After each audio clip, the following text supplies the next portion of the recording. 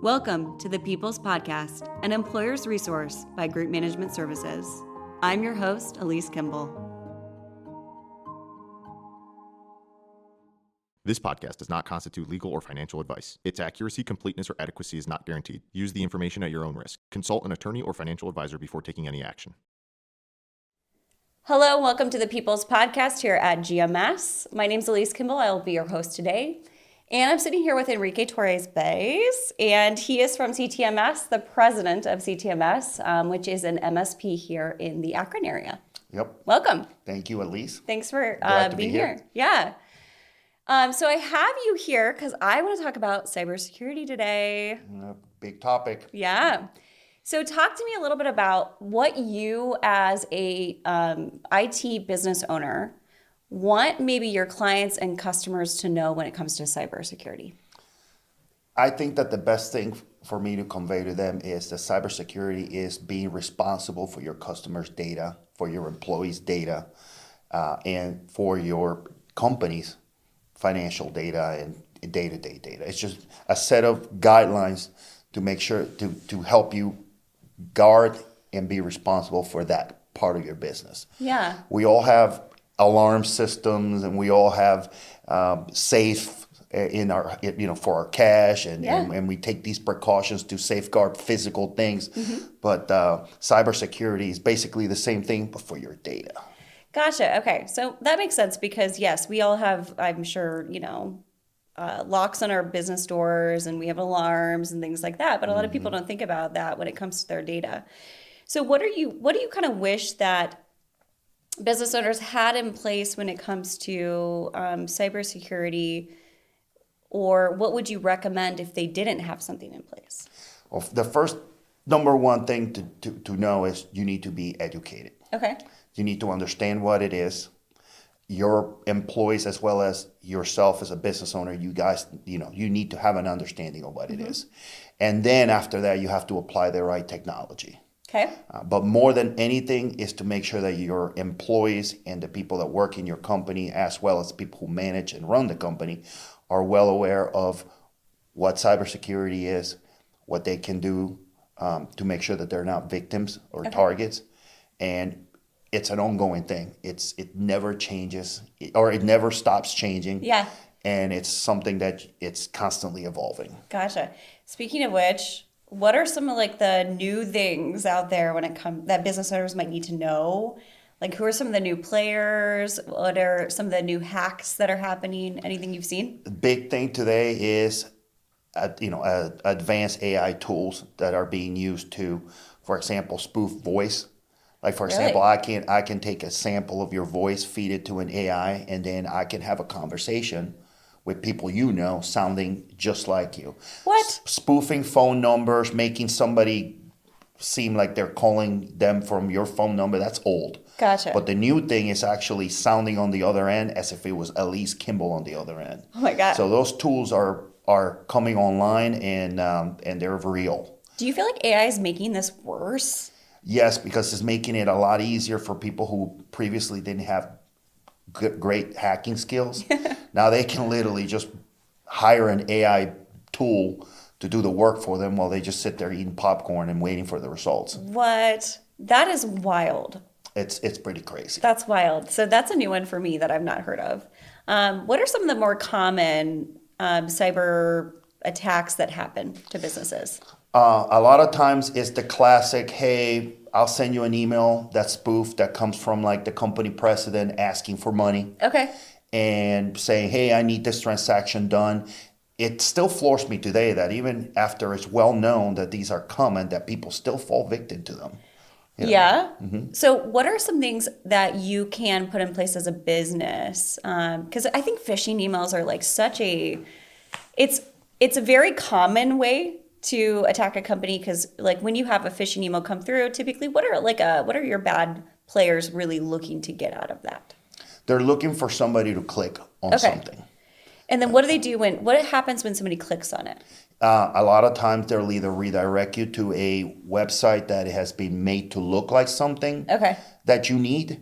For example, I'll send you a banking spoof email from Chase, And when you click on the link, I'll send you to a web page that looks just like chase.com, but it's not. Okay. And I'm trying to just get you to put your username and password or something like that. I'm trying to get information from you. Gotcha. And then they take that username and password because most people have really bad password.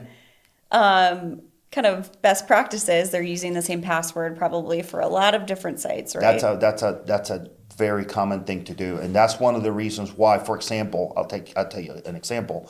Yahoo got hacked. Really? A long When was time. this? It was about 3 years ago. Yahoo got hacked, and they something like 2 billion emails and personal information for that many people got basically put out there in the dark web.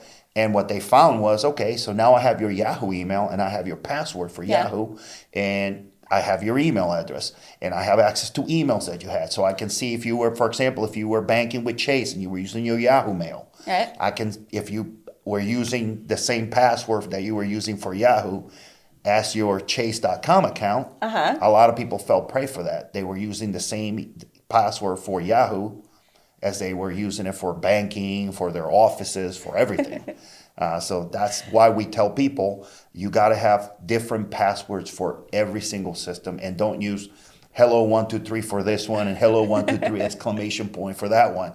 It's got to be completely different. Right. Yeah. Are there any technologies out there now that are like that maybe AI technologies that run through passwords and try to gain access to certain things? Oh yeah. Those are called brute force attacks. Okay. And in the past, they used to take a long time because you needed computing power. Yeah. But today the computing power is so cheap and so powerful, and the AI tools are so advanced that you can literally go through iterations of millions and millions of passwords per minute. Wow. Yeah, it's crazy the amount of power that these guys have at their disposal. Yeah. See, here's the misconception that they think that these hackers or these bad actors are just some obscure nerd sitting in the basement of their mama's house. It's not. These are well-funded operations, well-funded with data center, level access and high-level computers. A lot of them are sponsored by states like North Korea or China or the Soviet or Russia. So these people are well funded. Okay. Criminal organizations because they make a lot of money doing this. Yeah, I can see. There's a reason why they open up these scam centers in overseas, and they staff them with people. If you go to one of these locations, it looks like a normal office. People go to work. What do you do for a living? I scam people. Oh my goodness. I don't know that I would sleep at night if I did that. Well, I mean, these people get paid, so to them it's just a job. Yeah, that's crazy though. That is crazy. It really goes down so much deeper than people really think. Exactly. So a lot of times I hear, well, I have run a small company, so nobody cares about me. What are they going to hack? Right. And that's where people go wrong. It has nothing to do with you or the size of your company or how big you are or anything like that. It just happens where if I'm looking for organizations to scam or to infiltrate, I'm doing what is called a scan. I'm scanning an entire subnet of the internet as if you had a burglar scanning a neighborhood. Okay. He's sitting in the park or in the street, just looking at the houses around. He's not particularly targeting anybody. Canvassing. He's just looking around to see who leaves the door open. Okay. Who's got what access. Yep. Okay. And then he picks the low hanging fruit. It's the same thing with these hackers. They're scanning the internet for vulnerabilities or for doors. And when they find a door that maybe jiggles a little bit or is not super protected, they hone in on that. Gotcha. And it doesn't matter if you're a big player or a small player. They just want to see what's behind that door. And then they'll do whatever they can steal, they'll do what they can with whatever data they get. Yeah, absolutely. And this goes so much deeper than just stealing the data from your employees. I think it can go even further into stealing data of your clients. Well, yeah, I mean, that's what they want. They want to be able to steal somebody's identity. See, the price is your identity. Yeah. The price is, can I steal Alyse's identity, take out a credit card, buy some merchandise, get that merchandise. Yep. Once I get the merchandise, I can sell it. And that little bit of effort that it took for me to steal your identity can net me on the other end several $1,000s. Yeah. Now, you may catch it or you may not. If you catch it, okay, great. I still got my prize. Yeah. And then I move on to the next. Right. So it's a numbers game. Absolutely. That's why it doesn't matter who you are, what kind of organization you have a responsibility to make sure that you safeguard that data. And it's a lot of times people go, well, I don't keep any customer data. It's, I just run a small landscaping firm. Okay, but guess what you have in your computer? You have your employees' data. Yeah. And you have to be just as responsible to safeguard that data as you are from your customers. Absolutely. You still do payroll, you still have banking information. So you have a fiduciary duty to your company to make sure that you keep your financial data in safe. Yeah, absolutely. Let's talk about keeping data safe. So what measures can a company go through in order to keep that data safe? Number one thing is make sure that you're running up-to-date software. Okay. That you keep that software patched and up and with all the security patches and any known vulnerabilities taken care of. Okay. You got to have, decent infrastructure, meaning you got to have a real router, real firewalls. Okay. You got to have real up-to-date antivirus software, not just old antivirus software that just kind of gives you a little alarm, says, hey, there's a problem here. You got to have modern antivirus software that actually looks up the behavior of the computer. And there's services now that actually will alert, not just if you have an MSP like us, but on the other end, for example, and we use a product from Sophos that if it finds a problem, Sophos itself, people at Sophos will actually mitigate the issue if they find a problem. Wow. Okay. But after you can apply, at least you can apply all the technology in the world. At the end of the day, the number one thing that you need to do is educate your users. Okay. So employee education. It's a must. Yep. You got to have cybersecurity training for your employees so that they understand. You got to have policies and procedures in place that spell out what you need to do. Okay.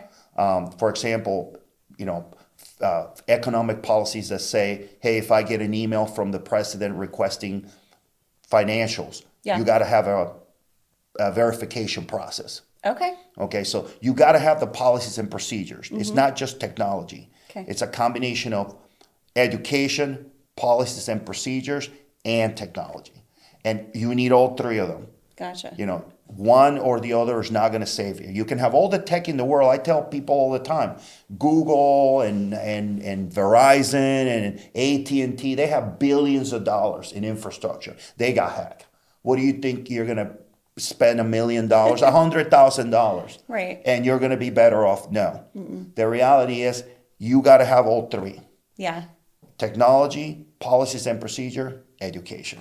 That's great. That's really good for even small business owners to understand that even though you have a small business, maybe with 5 employees, doesn't make you any less responsible and any less susceptible for attack as somebody who might have 4,000.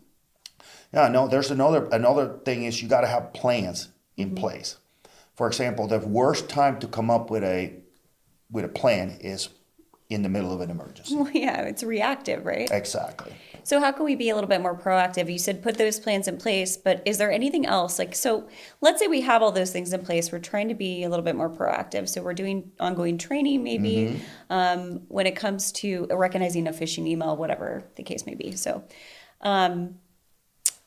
what other measures can a business do to protect their information and their employees' information from a cyber attack? Well, again, it goes back to consistent backups. Yep. And having policies and procedures in place that will allow you to react faster if there is a problem. Yeah. Let's take, for example, if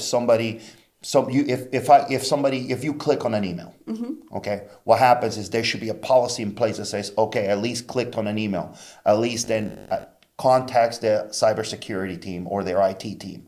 The IT team then comes out, shuts your computer down, and starts scanning the network to make sure that it didn't propagate. Okay. So you see, all of those plans need to be preemptively defined Yep. and ready to go. Yep. So at the moment that there's an issue, these plans are ready to be executed. Gotcha. So those minutes, they have value. Yeah. Because the faster that your IT team can react to a cybersecurity incident, the better the network will be. Absolutely.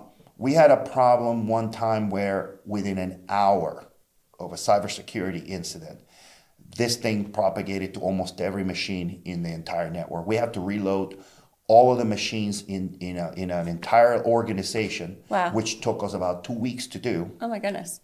because of 1 hour where the person did not, disclose That they clicked on something. Yeah, that they did something. Wow. So that's why we tell people time is of the essence when you have one of these cybersecurity incidents. But again, it all boils down to the plan. Yeah. You See, got to have a your plan. employees need to know what to do. Their first reaction, if they don't know, is, "Oh my God, what do I do? What do I Yeah. do?" So that's why, if they have a plan, if they were trained, they would know. Oops, I did this. Mm-hmm. Call, boom, boom, boom, and that right there lets your IT team react faster and better. Good. Love that. Let's talk about cyber insurance. Okay, good topic. Because I feel like that is another level, because we could do everything right. And then sometimes things still happen, right? And we have insurance for our cars. We have insurance for, if somebody falls down the stairs at our business and they get injured or maybe break their leg, workers' comp insurance, things like that.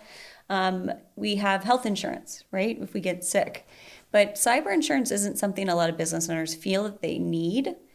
What would you say to those business owners? Well, like every insurance, you don't need it until you do. Yeah. But with cybersecurity insurance, which, by the way, is very easy to get. Yeah. And it's actually not very expensive. But again, the problem is when you do have to put a claim. If you do apply for cybersecurity insurance and you get it, which is just literally just filling up a form, they're going to ask you, do you do this? Do you do this? Do you do that? Like a Because, checklist. they want to mitigate their risk. Right. So if you tell them you do everything and they say, okay, we're going to offer you insurance and now you're going to pay your monthly premium. Yep. But then you put out a claim, at that moment they're going to want to know that you did everything that they asked you to do during that application process. Absolutely. And that's usually where the problems come. Okay. Okay. So- The one thing to know about cybersecurity insurance is, to me, it's a must, because they will pay quite a bit of money. Yep. They can get you out of a big pickle. Okay. They can bring your organization back to a somewhat sense of normality. Yep. Without breaking the bank. Yeah. But they're going to want to know that you did everything in your power to make sure that you didn't lie in the application. Absolutely. I think that's really important for business owners to understand too. I think in the world that we live in, Enrique, it's not like if it happens, it's more like when it happens. So having that insurance, it really helps. And like you said, it's not super expensive.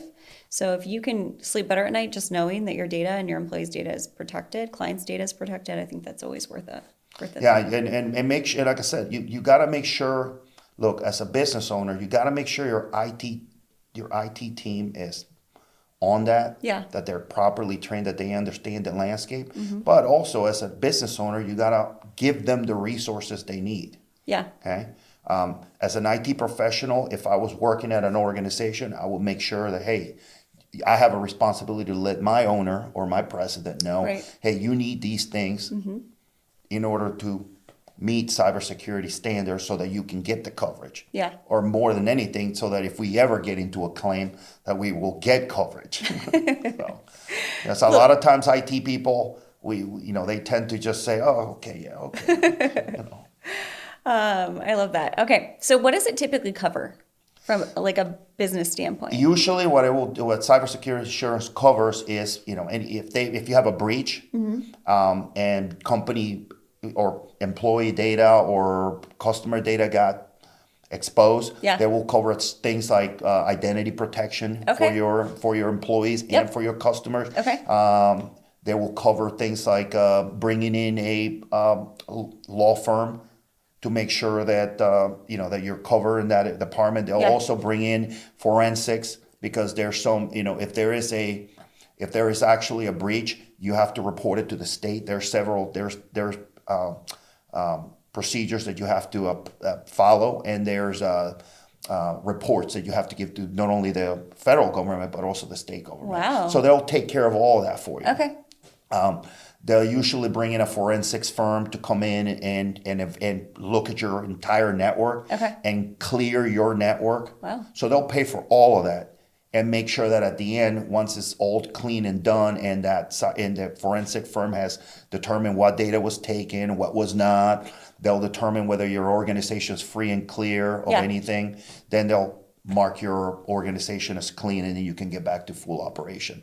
But if there's ransom to pay, if there's data to clear or recover, they'll help you pay for that. Wow, that's great. And it can be, that is a very expensive service, I can tell you that. And if you don't have it and you have to pay it on your own, it can literally bring your organization to bankruptcy. Wow. Okay. Well, good to know for sure.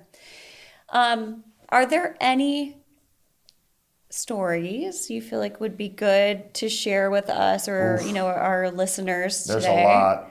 There's a lot of stories. Maybe that, they're cautionary tales, I guess, of... What I would say cautionary tale is trust nothing that you see on email. Okay. Click on nothing. Like a link? Click on, if it comes through, my rule of thumb is this, Alyse. If I did not expect it, I am not clicking it. Okay. Okay? I'll give you an example. When you log into the bank, you go to chase.com. Sure. You put in your username and password. Then he says, I'm going to text you a phone number, right? That's something you expect. Yeah. So I expect it. I'll click on it. So like 2FA, right? Exactly. Yeah. But I initiated the event. Yep. And I clicked on it after I received. If you, for example, if I'm going to ask for financial, if I'm going to send you an important file, and I say, Alyse, I'm going to send you a file. I've called you and told you that I'm sending you a file. Now you're expecting it, right? Right. Or I'm going to send you a link. You're expecting it. Yes. But if all of a sudden you're sitting in your computer at midnight and you get an email from me that says, hey, click on here, Alyse, click on this phone link. You didn't expect that, right? Are you trying to hack me, Enrique? I don't know. But if you didn't expect it, don't click on it. Okay. That's a fair rule, I think. I always say verify with your own eyes, meaning if you get some kind of email or some kind of message that says, hey, your bank account is overdrafted or the world's coming to an end, you got to click here. Yeah. I always say don't panic. Go to the actual source. If you see something sensational from the bank, fine. Go to the bank website yourself. Yeah. Don't click on the link. There. Yeah. Exactly. Don't click on the link. Okay. I trust nothing I see on email anymore. Gotcha. You've seen too many things. Yes. For sure. Any final advice to our business owners that are listeners today? Yeah. Again, make sure that you're educated. Make sure that you have a competent IT team. Okay. And unfortunately, you have to meet all three components. The technology, policies and procedures, and education. Love it. Awesome. And you heard it from, an IT guy here, president of a company that this is what they do all day long. So thank you guys all for joining us. Thank you, Enrique, again. I appreciate you being here. And I hope you join us for our next People's Podcast. Thank you for tuning into the People's Podcast. We hope you found today's discussion helpful. Stay tuned for more insights in our next episode. For more expert guidance and resources on small business management, PEOs, and more, give our podcast a follow. Find us on social media or visit us at groupmanagement.com. That's groupmgmt.com. We're dedicated to helping small businesses everywhere make their operations simpler, safer, and stronger.